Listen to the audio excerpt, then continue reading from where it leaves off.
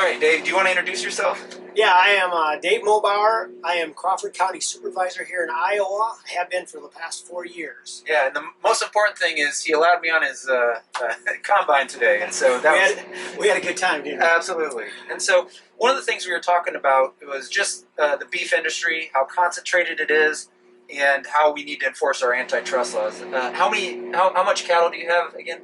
Myself, I feed out 1,200 head. I also have a brother-in-law who feeds around 800 head out, and a father that he feeds around 1,500 head total. The three of us work together.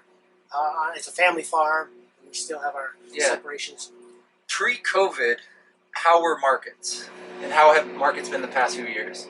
Pre-COVID, to tell you the truth, you almost have to go back to what MCool was. Yeah. Done away with. Country of origin label. Country of origin label. When that was done with, our markets have gone downhill since then. It has been more and more difficult to profit on raising beef.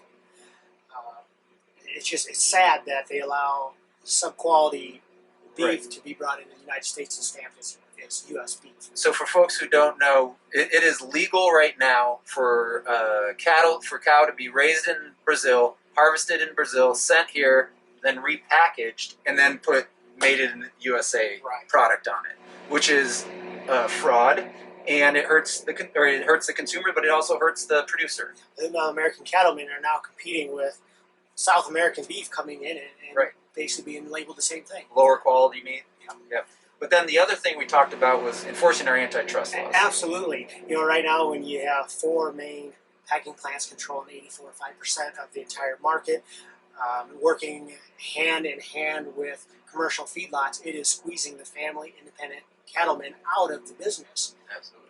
And we don't get the same offer that a commercial feedlot would that is in bed with a packing plant. Right. So when you mentioned today how during COVID, Packers and boxed beef was at a price in compared to what you guys, and so...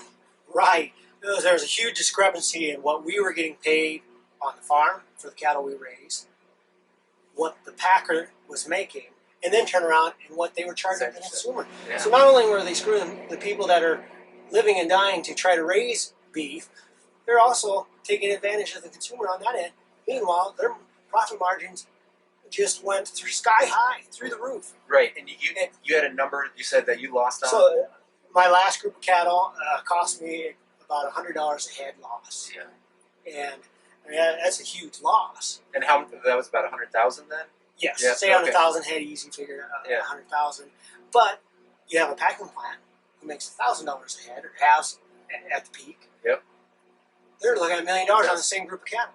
Exactly. So the discrepancy of how that fair market is not fair is really showing up now. So at the same time, where the meat processing workers are getting the same wages they did in 1984. Right. 4 decades. So consumers are paying the most, workers are being suppressed, and farmers are getting squeezed. And the concentrated profit from our cattle industry is going to the few at the top. And so we had the same battle exactly 100 years ago. The Big Five were broken up. They had 45% of the market share. In 1921, the Packers and Stockyards Act came about. And next year will be the 100-year anniversary, and hopefully my first year in Congress, and we need to update the Packers and Stockyards Act and enforce our antitrust laws. That's right. That's exactly what needs to happen. And it wasn't just COVID. We're getting tired of hearing the same old story. Right. It was the Holcomb, Kansas fire before that. Amen. We had a fire. Our plant shut down. Well, we can't take your beef. We can process our own. Prices are going to go sky high for their income, but our prices plummeted. Consumers paid more. If we're going to be a secure nation, we need to be a food secure nation. This COVID has shown our vulnerability. The Holcomb fire shown our vulnerability. It disrupted the whole market. Only 98% of our meat is just by 50 meat processing plants. We need to decentralize. We need to empower the American farmer to allow them to stay on their land and make a dime. And another point that we talked about today that I thought was right on was our main streets. Yes. When we see independent family farms taking the fair portion, we're not asking for the moon. No. But we want a fair portion of what we provide and what we do. And when those workers that work are fairly compensated for what they're doing and the consumer gets a good price, that comes back to Main Street. Absolutely. That revitalizes our Main Street that we talked about. Absolutely. That's it.